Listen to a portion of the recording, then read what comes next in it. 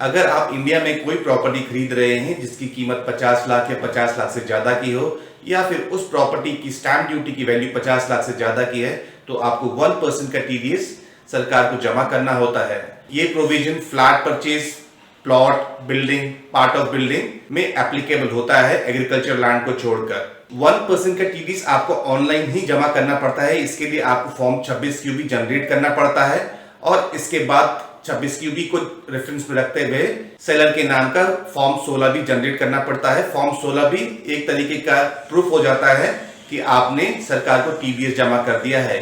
Form 16 भी आपको seller को देना होता है। ये सारे प्रोसेस में आपका यानी कि बायर की ही रिस्पॉन्सिबिलिटी बनती है, ना कि सेलर की रिस्पॉन्सिबिलिटी। अगर आप कोई प्रॉपर्टी 50 लाख के ऊपर की खरीद रहे हैं और आपने टीडीएस जमा नहीं किया है, तो आप पर लेट पेमेंट पेनल्टी या फिर इंटरेस्ट भी चार्ज करते हैं। उसका भी एक प्रोविजन है। आज के वीडियो में मैं आप लोगों को 2 एग्जांपल लेके समझाऊंगा। उसके लिए मैं आप लोगों को अपने लैपटॉप की स्क्रीन पर लेकर चलता हूं। चलिए, अब मैं आ गया हूं अपने लैपटॉप की स्क्रीन पर। यहां पर मैं आपको एक एग्जांपल लेकर आपको समझाता हूं कि किस तरीके से 1% का टीडीएस जमा करना है। 2 केस लूंगा। एक केस वो है जिसमें अभी आपको टीडीएस जमा करना है, आपने बिल्डर से, प्राधिकरण से या सेलर से भी परचेज कर रहे हैं। और दूसरे केस में मैं वो केस लेके समझाऊंगा जिस केस में आपने सारा पेमेंट अपने सेलर को, बिल्डर को या फिर प्राधिकरण को जमा कर दिया है। तो वो कैसे आप रिफंड लेंगे 1% का और कैसे आप जमा करेंगे, वो दोनों केस में आपको बताऊंगा। पहला केस लेता हूं। सपोज आपने एक प्लॉट खरीदा है, प्राधिकरण, बिल्डर से खरीदा है आपने या सेलर से खरीदा है। 200 स्क्वायर मीटर का प्लॉट है और इसकी कीमत 59,36,000 बनती है।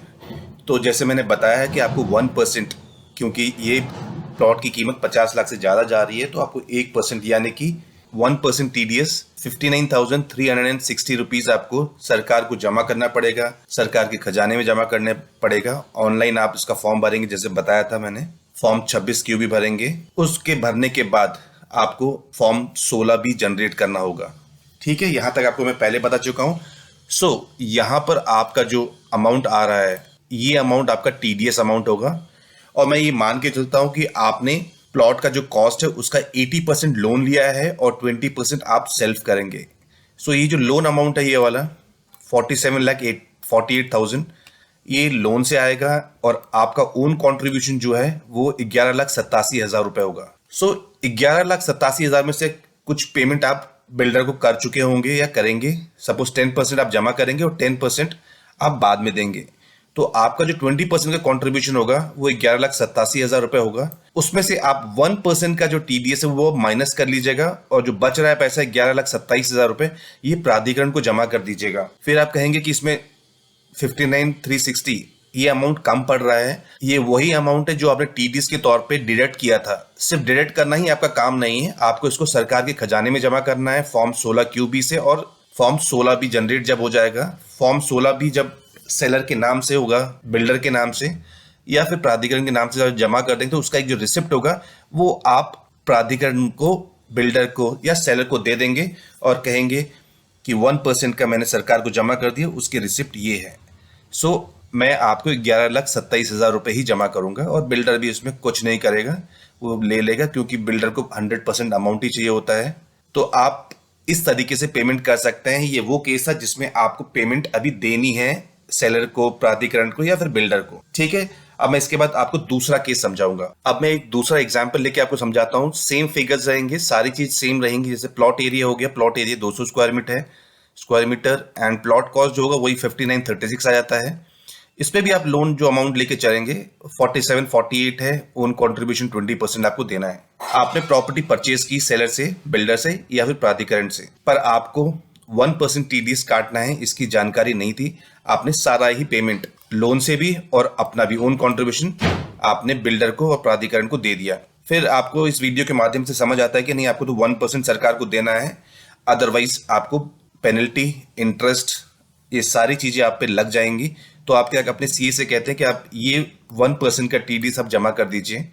आप क्या करेंगे कि 59,360 रुपीज सरकार को जमा करेंगे, वही फॉर्म 26 क्यूबी से, और फॉर्म 16 भी जनरेट करेंगे, एज इट इज जमा करेंगे।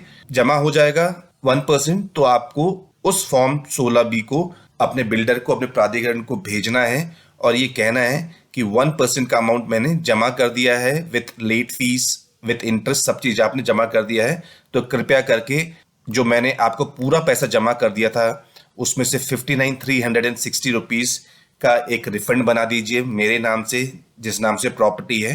तो बिल्डर या प्राधिकरण सेलर उस नाम से आपको चेक दे देगा, रिफंड कर देगा।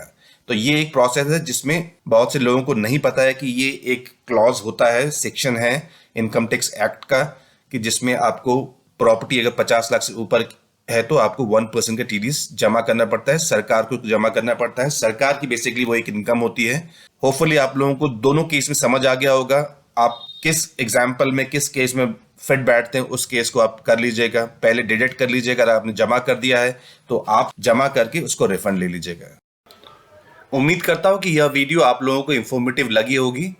अभी तक वीडियो में बने हुए हैं और आपने चैनल को सब्सक्राइब नहीं किया है तो मैं रिक्वेस्ट करूंगा कि आप प्लीज चैनल को सब्सक्राइब कर लीजिए, जिससे आने वाले ऐसे ही वीडियोस, इंफॉर्मेटिव वीडियोस आप तक आसानी से पहुंच जाएंगे। बेल आइकन को भी प्रेस करना ना भूलिए। तो आज के लिए बस इतना ही। Thank you.